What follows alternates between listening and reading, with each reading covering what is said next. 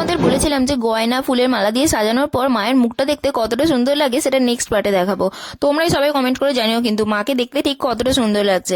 মেলায় সেরকম কিছু কেনা না হলেও মেলায় সমস্ত দোকান ঘুরে ঘুরে দেখতে বেশ ভালোই লাগে, কিন্তু মেলায় ঘুরবো আর মেলায় কিছু খাবো না, এটা কি হতে পারে?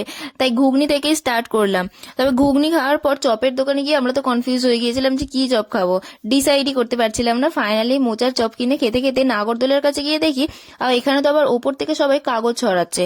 কেন ছড়াচ্ছে সেটা বুঝতে পারছিলাম না, তবে নিচে দাঁড়ানোর লোকগুলো বেশ ভালোই এনজয় করছিল কিন্তু এই ব্যাপারটা। তাই আমরাও কিছুক্ষণ দাঁড়িয়ে দাঁড়িয়ে দেখলাম।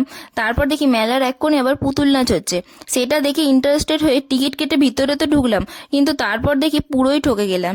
তাই কি আর করবো, বাদাম ভাজা কিনে খেতে খেতে মায়ের ঘাটের দিকেই গেলাম, কারণ এরপর তো আবার ছিল মায়ের বিদায় পালা। মায়ের বিদায় ব্লগটা খুব তাড়াতাড়ি আসছে, কিন্তু দেখা হচ্ছে নেক্সট পার্টে। ততক্ষণ টাটা।